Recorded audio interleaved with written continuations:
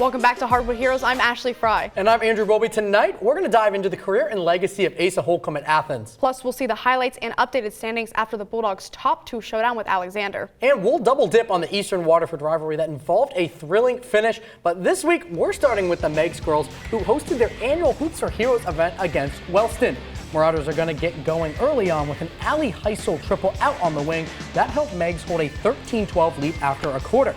Down to the other end, the entry pass to Maggie Bottle. She decides to take it to the bucket, and she'll lay it in. Wellston leads 20-17 at the half.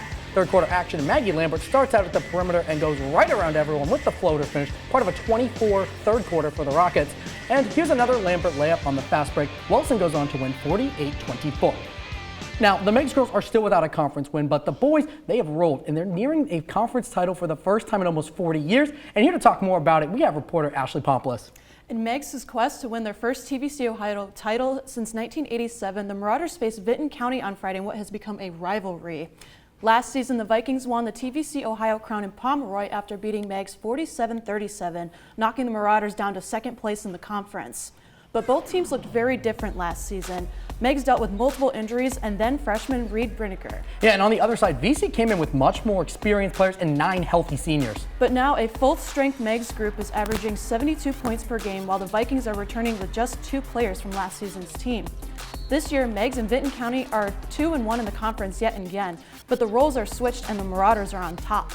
Starting in the first, it looked like the Vikings might have a repeat of their conference title from last season, but Meigs quickly came out dominating in the second quarter. Yeah, we saw Meigs utilize pace in this game, and the Marauders took advantage of some mismatches. Yeah, they used that transition a lot, and Meigs outscored VC 22-8 in the second quarter and went into halftime with an 18-point lead. The Marauders continued the momentum in the second half, ultimately topping Vinton County 78-41. And Bowlby, this game felt like the Carson Davis and Reed Brinegar show from the jump. The pair combined for 48 points. After the win, Brinegar talked about how it feels to be in control of their own destiny of the TVC. Yeah, it feels amazing. I mean, beating Vinton County, I mean, they're second in our division right now. We're second in our conference right now. It feels good, and I think we got a good shot at winning the TVC. Yeah, so Ashley, what is the path for Meigs to win the TVC Ohio title now? Meigs is 8-0 in the conference, and their magic number is 3. If they win their games against Alexander, River Valley, and Athens, they'll win the TVC Ohio outright. Yeah, and if VC loses any of their conference games remaining, the Marauders could clinch the title a little bit sooner. If Meigs keeps up this pace, they're well on their way to winning the TVC Ohio for the first time in 38 years. Yeah, it seems like just a matter of time. Thanks so much, Ashley. Moving down through the Ohio, Alexander took on Vinton County this week. VC currently sitting at 2 in the conference and Alexander at 6. Now, in the opening seconds of this game, Isaac Waller is going to get in the paint and get the Spartans going, but there's going to be a quick VC response as Hayden Reynolds delivers on a silver platter out to Jace Moore and banks the triple. We're going to see VC move like this all game long, but Alexander's not going to let up on him. You know, without free throws, Alexander actually outscored the Vikings in this game 48-46, but fouls by Alexander gave VC the win 58-53. After the game, Alexander head coach NJ Kite talked about how these fouls impacted them. Yeah, I mean, we've got to get better with it. Obviously, you know, Josh getting into foul trouble tonight hurt us. We're better with him on the floor, so not a guy we want to lose very much. A lot of our fouls, you're going to pick up fouls during the course of a game, just being physical and aggressive, but we got to cut out the silly fouls. The Lady Vikings also took on a big in-conference opponent this week, and VC reporter Jack Swiezinski joins me now to tell you all about it. Thanks, Ashley. VC hosted River Valley in MacArthur and fought hard in a physical game, but fell to the Raiders 61-48. Now, Coach Brett Jones told us last week about River Valley's press and the ways they'd try to get around it, but that press worked. The Vikings tried playing a physical game while relying on passing and sharp ball movement to try to throw the Raider defense off and clear a lane for a layup, but constant passing combined with that defense led to turnovers for VC and a quick lead for the Raiders, which they held on to all game. VC's Nora Martin recorded 15 points and 4 steals, but it was not enough to keep up with the defensively dominant River Valley team. Now, 2 weeks ago, VC was coming off a 4-game winning streak. Since the season has gone on, we've slowly started to see their win rates decreasing. What do they need to do to get back on track? Yeah, the Vikings are still in a good spot rounding into the tournament, but there's always some work to be done heading into the postseason. VC can look to improve ball security and patience, as risky passes mixed with the natural increase in the pace of the game can lead to easy points for the other team. They need to make sure they're playing their brand of basketball and not allowing opponents to dictate the flow of the game. So past the areas for improvement, what parts of their game can they lean on? Rebounding and transition play are huge for the Vikings. When they're at their best, they utilize their rebounding and score quickly and often on fast breaks. VC has 3 conference games left on the schedule before senior night against Trimble at home on February 8th. After that, it'll be tournament time for the Vikings, where they are currently ranked 11th in the Division IV Southeast Girls District. While VC has some improvements to make ending the year, they've shown incredible potential under Coach Jones. They definitely have, and we'll see how they round out the season soon. Thanks, Jack. Now, if you find yourself missing TVC basketball updates throughout the week, we have the place for you. Follow us on Instagram, Facebook, and X for all socials content throughout the week. Written content can be found at woub.org/heroes. And for video recaps, head to the WOUB PBS YouTube channel to stay updated all week long. Now, it's been an up and down season for the Nelsonville-York girls, and after an offseason full of change, this week they traveled to Wellston, and now joining me with more is Buckeyes reporter TJ Sweeney. Yeah, Bolby, so coming into Monday's game, the Buckeyes lost 3 of their last 4 matches, and in those 3 losses, they failed to score more than 47 points. In fact, that's been the theme of the season all year long. In every game that the Buckeyes exceeded that threshold, they win. And Coach Mark Truex is laughing before the game, and he's hoping to bring his team into that 47-point mark. Starting in the first, Cam Jolie finds Elena Okulich, who posts up before kicking it back out to Jolly, and she knocks down the 3, and that's nothing but net. The Golden Rockets fought back with some 3-pointers of their own. That one was courtesy of Kennedy Stevens, who led Wellston with 14 points on the night. NY responding from their own arc now. It's Pidcock who knocks down another 3. In the first quarter, Pidcock went 4 for 4 on 3-pointers and went 5 for 8 on the night. Now, let's jump ahead to the third quarter when the Buckeyes would hit that magic number 47. As Jolly passes to Okulich, who makes the easy lay-in, Okulich finishes the game with 29 points and 10 rebounds, and after that, NY outscored Wellston 16-10 in the fourth and went on to win 69-39. Okulich and Pidcock combined for 51 points and each scored their season high in this game. Yeah, so you said the Buckeyes hit that 47-point mark, and we can see these two did it all by themselves. Yeah, Pidcock scored 22 points and had 5 assists, and then Okulich goes for a double-double. Yeah, I mean, it really seems like NY has found a way to fill the gap left by seniors that were gone now. Yeah, they've got some big shoes to fill, but the girls are stepping up to the challenge. Okulich, Pidcock, and Megan Booth combined for over 75% of the team's points this season. And against Wellston, Okulich and Pidcock were in sync. Here you'll see Okulich make a no-look pass to Pidcock in the corner, who drains the 3. Yeah, now Booth didn't score, but still made an impact, right? Yeah, Booth normally serves as a reliable 3-point shooter, but against Wellston, she recorded 7 rebounds and 7 blocks. Booth commanded her team and the paint with her dominant defense. Take Booth's defense and add the Okulich and Pidcock offense, it's easy to see how the Buckeyes took this win. We'll see the Group 3 in action again next week as they host the Alexander Spartans on Monday. Yeah, always fun to watch that group. Thanks so much, TJ.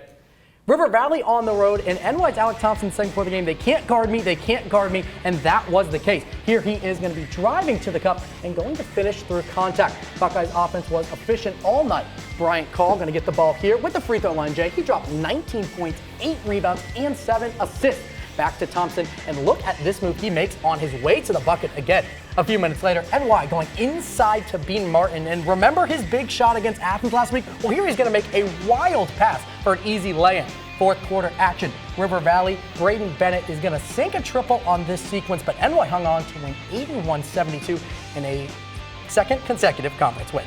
Now, NY also headed to the Alley to take on Alexander, and it was Minion night, which is fitting because this game was bananas. Jace Cooper with a big pass to Alex Bateman, putting the first points of the game on the board. Now, Alec Thompson's going to grab a soft and 1 here to put NY ahead, but Isaac Waller's going to keep the Spartans going with 2.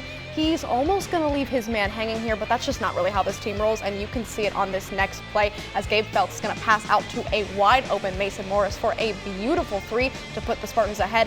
NY is going to try and come back here, but it will not be enough. Number 6, Alexander is going to upset number 3, NY 61-49. Alexander head coach Jordan Hill spoke after the game about the improvement of his team. Like we're a much better team right now here at the end of January in comparison to, say, the first month of the season. Kids that came in every day and just consistently got better. And I think the second round of TBC action, I think we're starting to play a little bit better. This is great to get the victory tonight. Now, it was Athens week for the Lady Spartans, who were looking for redemption after a 12-point loss a few weeks ago. Yeah. And we're going to go ahead and welcome in Spartans reporter Isabel Isco. Yeah, Isabel, this rendition, it had high stakes on the standings, right? Colby, the classic rivalry with the green team did not disappoint. Athens had the chance to clinch the Ohio outright and win it on enemy turf, but the Spartans ended up taking it 56-49. In the first quarter, Athens led this game 16-3, largely due to their starting 5 rising to the occasion. Athens shot 6 for 9 from the field and did a great job in transition. On the flip side, Alexander shot just 1 for 8 and committed 4 turnovers. Not a hot start. Yeah, definitely not ideal, but before the end of the half, Alexander started to find their stride offensively, right? Yeah, Alexander went into halftime down by 8, but after the break, this game got hot. Caden Bean stepped up to the speed the spark this team needed. 6 for 6 from the perimeter, 3 of them came back-to-back in the third. The Spartans scored 25 points in the third quarter, taking the lead, but Athens responded right back. Athens started the fourth on an 8-0, cutting the difference to just 2 points. Yeah, and you could tell both teams wanted this win, but for Athens, their aggressive defense resulted in some game-changing fouls. Yeah, the Bulldogs star senior Asa Holcombe fouled just 3 points shy of her career 1,000. Clutch free throws under pressure brought Alexander to victory. Head coach Morgan Grid said her team had a choice at halftime, and they made the most of it. You know, I told them at halftime that we had a choice. We could lay down and just dig ourselves a bigger hole, or we could fight back and you know, bring out the dog in us a little bit, and I'm very happy that we did so. With this win, they're still fighting for first in the Ohio and Bowl, but you can never count these Spartans out. No, you definitely can't. Thanks for the great work, Isabel. And as she just mentioned, Athens' Asa Holcombe fouled out the game just 3 points away from reaching 1,000. Yeah, and we say Holcombe's name a lot on this show, and that is because she has been a huge contributor to her team over the years. Yeah, Athens reporter Zachary Knight is here to break down Holcombe's impressive career. Yeah, guys, Asa had another chance to reach 1,000 points on Saturday, but that total doesn't reflect how much she's contributed to this Lady Bulldog squad. Holcombe's been on varsity for her entire career and has helped establish Athens as one of the top teams in the TVC Ohio. Our goal is to win as many games as we can. My goal is to do whatever it takes to help win those games. Asa Holcombe has been a varsity Bulldog since her freshman year and became a starter during her sophomore season. I feel like I got put in a leadership position as at a younger age. I was 15, I was a sophomore, and I was one of the team captains. Her impact on the team shows up on the stat sheet, but she's more to this team than just a scorer. And she helps bring up like some of the girls who are freshmen and maybe like don't have as much experience as like everybody else. Head coach Phil Koska started at Athens Asa's freshman year, and the two have developed a strong bond. You know, she's kept me in check. She'll tell me if I mess up, and I'm okay with that because, you know, it's the only way we both learn. I've kind of played through her eyes, and I try to talk to her when when we have a difficult situation we're trying to get through. This is her senior season, and both her and the team have grown over the past 4 years. Holcombe helped the Bulldogs reach new heights, winning the conference for the first time since 2014, and now they're closing in on back-to-back titles. She's contributed to this team on and off the court, elevating both herself and her teammates. And in their next game against Logan, she finally reached the coveted 1,000-point milestone with this 3.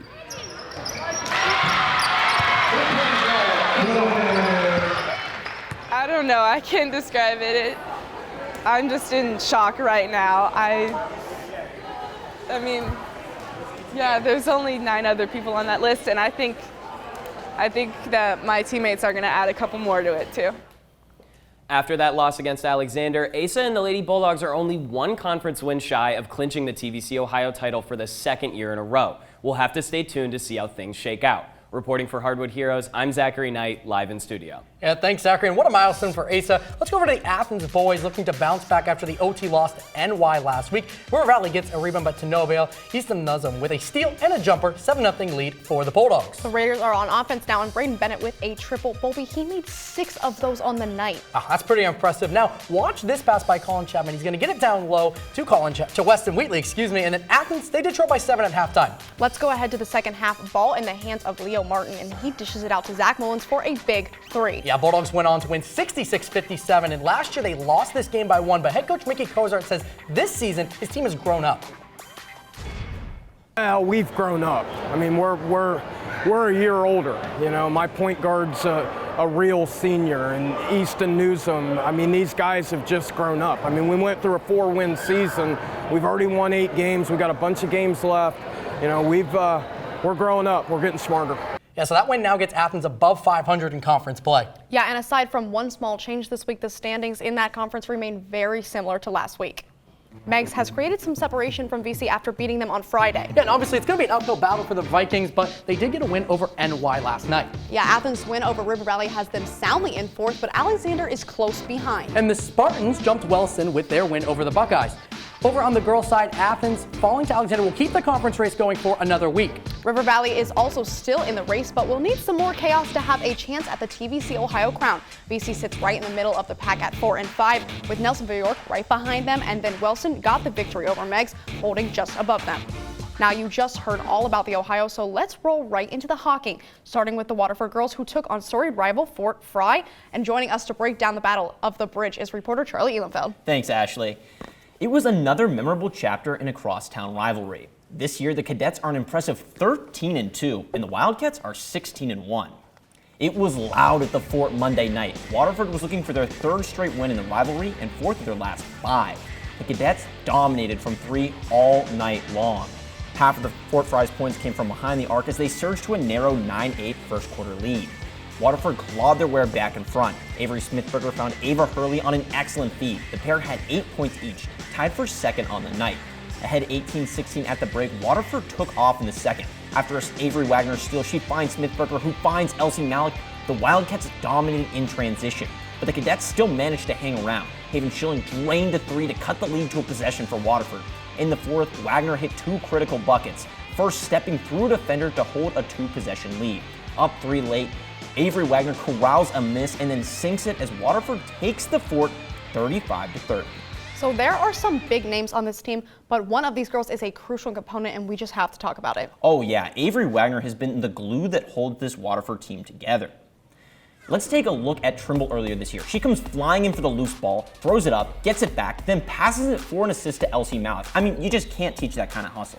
Yeah, Smithberger does exactly what this team needs at all times. Absolutely. Here, Monday against Fort Fry, the team needs a 3 to take back the lead. Who else would it be but Avery Smithberger in the corner? Passing-wise, I mean, she's a pro. Her connection with Ava Hurley was on point. The way she was hitting passes in tight windows, I mean, it made it pretty clear, as you can see right here, that she read the scouting report. It's normally just something I take advantage of. We like to play the pick and roll game, but Fort Fry is a team that likes to overplay, so coach emphasized the backdoor cuts, and Ava was just cutting in the right spots tonight. With players like Smithberger around, and of course a pair of superstars, it is no wonder why the Wildcats are 18-1 this year. Yeah, I couldn't agree more. Thanks for the great work, Charlie. The Waterford girls also saw Eastern this week, and this game giving Waterford the chance to clinch the Hocking title outright. Avery Wagner obviously is going to get us going here. Out to Ava Hurley for the 3. Waterford scoring points like this early and often. A couple plays later, Brinley Pottmeyer, she's going to get a little bored of playing defense here, and she's going to steal that ball and fast break it into the paint for 2. Waterford defense as solid as their offense is all game long. Now Eastern's Bray Simpson, she's going to show some major improvement this season as opposed to last. Pick and pop and put 3 on the board for Eastern, but Waterford's domination continues 55-14 and grabbing that Hocking title once again. Now, Jerry Close has been one of the most dominant coaches in the region. Under Close, Waterford has won the Hocking every year except the 2020 COVID year, and the Wildcats have beaten 17 straight conference opponents dating back over 2 full calendar years. So the Waterford girls clinch another Hocking title. The Waterford boys also face Eastern, looking to maintain their position in the TVC Hocking, and reporter Reggie Neal is here to break down that game. Eastern has picked up momentum after snapping a 3-game losing streak, while Waterford is entering the game with 3 wins. Let's get straight into it and look at the tempo right here on offense. The Gavin Murphy, Colton Lloyd pick and roll, finishing through contact, and that's an and 1. The boys were rolling.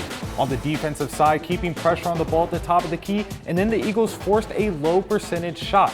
Picking up the rebound, coming quick in transition, finding the outlet, that's Colton Lloyd again for an easy 2 points. He had 16 in the first half. Moving the ball on offense, Murphy finding Lloyd, he's going to fake the screen. Him and Eastern had it going all night, but Waterford would come out of halftime. Going straight to the fourth, less than a minute left, Tyson Franchino to the basket, that's an and 1, and it's a 1-point game. After a costly Waterford turnover, the Wildcats' last chance off the inbound, and the heave is going to be no good. Eastern will take it 50-48. Wow, great game. We saw some plays from Colton Lloyd. We know how important he is to this Eagles team, and he led all scorers by a decent margin. Yeah, Bulby. Colton Lloyd had an impressive performance last night. Let's look at the film. Colton can create opportunities to score from anywhere. Let's watch this snatch straight into a tough finish at the rim. Yeah, so his skill set makes him tough to guard. How does his on-ball defense look? Well, with his size, he's able to trap the ball into a double team, create some chaos for this Waterford offense. Yeah, he looks like a very well-rounded player. What specifically did he excel at against Waterford? Well, he slowed the offense down, and the Wildcats just couldn't meet him down low. He was making tough shots all night whenever the Eagles needed him to. Colton Lloyd was leading the offense for the Eagles, scoring 23 points overall, not to mention he scored 16 of Eastern's first 25 points. He also grabbed 6 board, blocked 3 shots, dropped 2 dimes, and was efficient from the field, going 9 for 13 overall and shot 50% from behind the arc. Eastern took care of business and keeps himself alive for a conference title race, but will need some help. Yeah, they're going to need losses from Belpre and Southern, but thanks for the great work, Reggie. Eastern's road to the Hocking title had the chance to get a whole lot easier if Federal Hocking upset number 2 Belpre on Friday. BetHawk's Cam Joy's going to get us going here with the 3, but this was a back and forth battle. So Malik Curry's got a nasty little step back triple for you. Belpre and FedHawk are going to go shot for shot throughout this entire game. But in the fourth quarter, Chris Copeland with a big and 1 to push Belpre to that win, 59-56. While the boys continue to improve, the Federal Hocking girls have been consistent all season long. Yeah, Ashley, a perfect 2-0 last week, and they keep it going, and for that, we have Gavin Carrig. Guys, like y'all just said, last week could not have gone any better for FedHawk, picking up a win on Monday against the TVC Ohio's best Athens Bulldogs, and following that up with a conference win against Eastern. Yeah, Gavin, with only a few games left in the season, what does momentum look like for this team? Ashley, this team is clicking on almost every level, and it showed this week against Morgan.